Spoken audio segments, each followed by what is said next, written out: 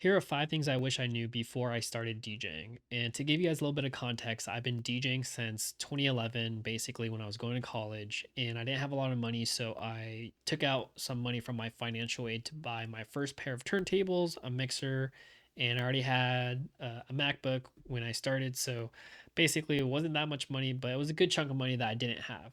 And I started on Scratch Live, so basically the digital era of DJing, and didn't start on vinyl or anything like that.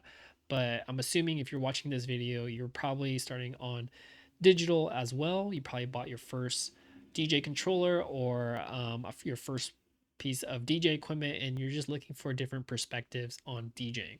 Well, let's go ahead and kind of get into this video.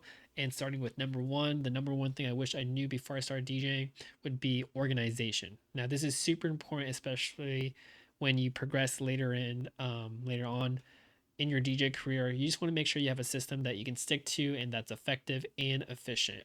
I started on iTunes and now it's called Apple Music, but basically I had different types of playlists through iTunes and Apple Music. And there was a time, and you still can, where you would import your Apple Music playlist into Serato DJ. And now it wasn't until like I think 2 years ago when I tried doing that, and the load time was just crazy. It was like 10 minutes to load my Apple Music library into Serato. So I made the switch to have everything housed through Serato instead of Apple Music.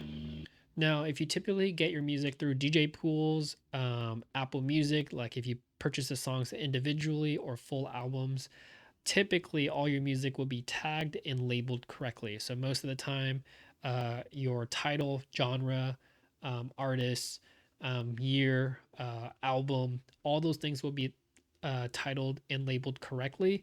But sometimes if you get your music through SoundCloud or even Bandcamp, sometimes you have to go in and manually adjust and label all these things.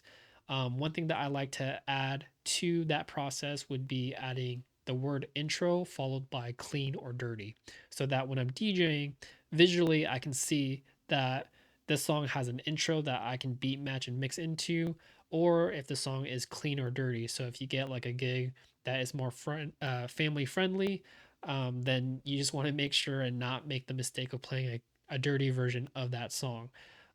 By doing that, it's also going to help you do what's called smart crates through Serato DJ Pro, and I'm sure a lot of other DJ software programs you can do smart crates, and it's only effective if you have everything titled correctly. So from the start, that is something that I would really focus on and make sure that you have a system in place.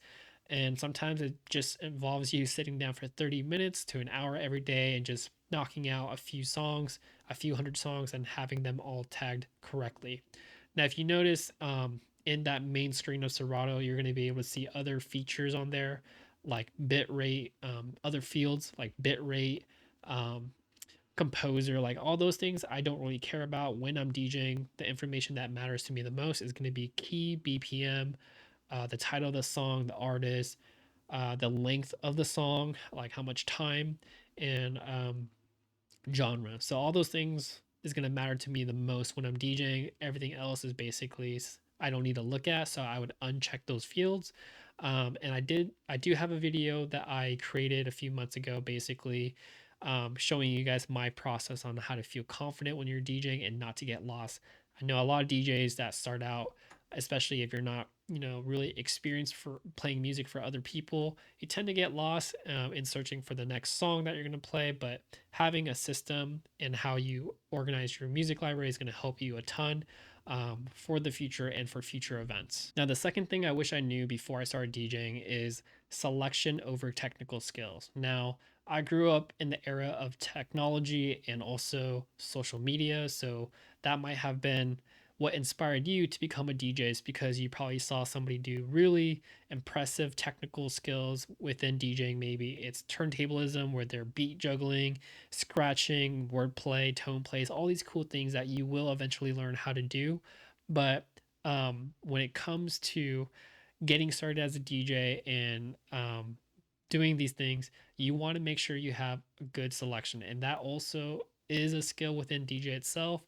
And hand in hand, when it comes to both technical skills and selection, that's going to make up a really great DJ. But when you're first starting out, I like to refer that as you're the customer service DJ. Basically, somebody has hired you to do a job. You're there to execute, perform, and be professional. And I consider myself still a customer service DJ first. I'm not an artist. I don't create new music. I'm not a producer or anything like that. I have dabbled with it, but it's just something that I haven't put that much time and effort into something. Um, it's not something that I really want to focus on right now. I just want to focus on getting better at the technical skills like scratching and all the essential things within the technical realm of DJing, right? I think once I kind of have that mastered, I feel really comfortable with that. I'll get into other things like producing, making different types of edits. But as of right now, I think for anybody that's starting, selection is key. The other part to this is you can be really technical, but it depends on the environment that you're playing at. You could be at a restaurant and be doing a wordplay and nobody would really understand or recognize that because they're probably doing some other activity like maybe eating or like talking to their friends or whatnot. And their music is more of an element of the entire vibe. It's not so much the focus. Now, if you're doing like a day party where you're maybe the center of attention, you're the life of the party, a lot of eyes are on you, then at that point, that might be a little bit more appropriate to perform some of those technical skills.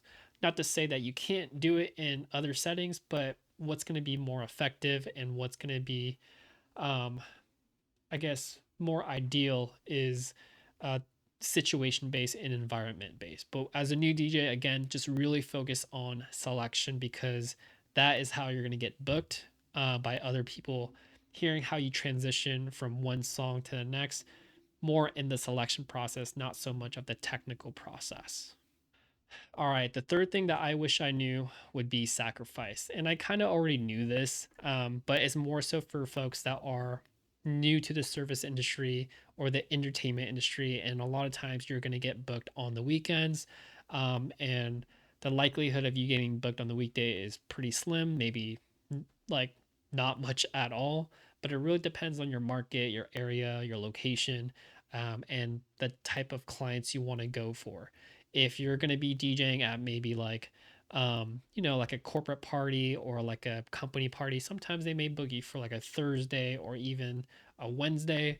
But most of the time, bars, venues, and clubs are going to book you for Fridays and Saturdays. So you're sacrificing your time to be with friends and family. You're going to miss birthday parties, stuff like that, right? But at the same time, your job is going to be pretty fun because you get to play music for people, and if it's a party type environment, you're gonna have fun doing it.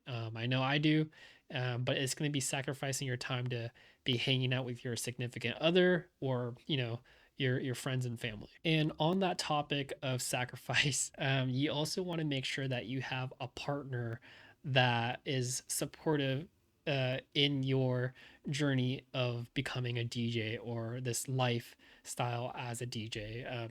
A lot of your nights are going to be taken up, and it's just something that they kind of have to support or get on board with, or might have to find a different option there. Or the fourth thing I wish I knew before becoming a DJ is to learn basic EQing and audio equipment. I know what you probably have right now. If you're just starting out, you probably have, your MacBook or your USBs, and you have your DJ controller, maybe some headphones and some studio monitors. But if you plan on becoming maybe a mobile DJ or just playing in different locations where you're not always able to bring all of your own personal equipment, it's good to learn other equipment and understand the basics and the foundation of audio equipment and basic EQing. Essentially, you're going to become an asset to that club, to that venue, to that bar, especially if they don't have their own personal sound person. Sometimes when you get there, they expect you to kind of like run the show and know all the equipment inside and out. I've been in situations where, I pull up to the venue or the club and I have to bring in my own like DJ controller or whatever I want to DJ with, but I don't know where all the certain cables are. So it helps if you know a little bit and you understand the basic foundation of audio equipment and EQing, like what cables you use and what knobs to turn and all that other stuff. So learning how to do that is going to be super useful. And as DJs, you're going to have to learn how to troubleshoot a lot of stuff on the fly.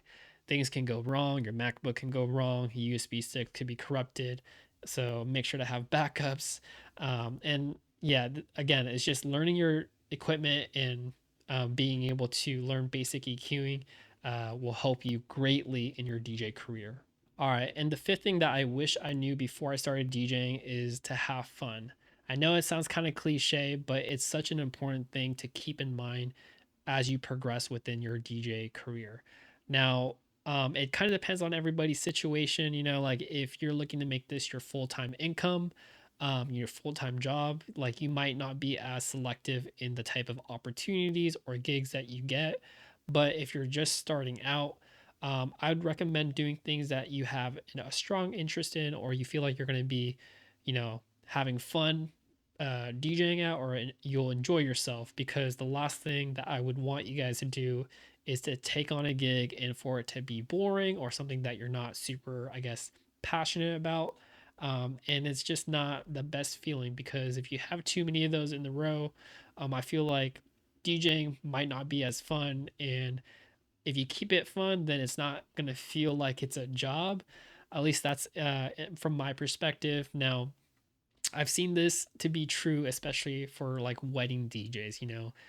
Weddings can pay really well. You can make a lot of money, but if it becomes work for for some people, you can kind of tell in their energy, their vibe, and how they're performing. They're just not having fun, and the people there will kind of sense that as well. If they're very kind of keen on energy and all that stuff that goes in with the performance. So that's the last thing I wish I knew when I first started DJing, is to have fun when you're DJing, because that's the part of it. You're helping people party. So yeah, and I guess life update, I did move into a new space, a new apartment, a slightly bigger bedroom type studio now. So I feel more inspired to create more content for you guys.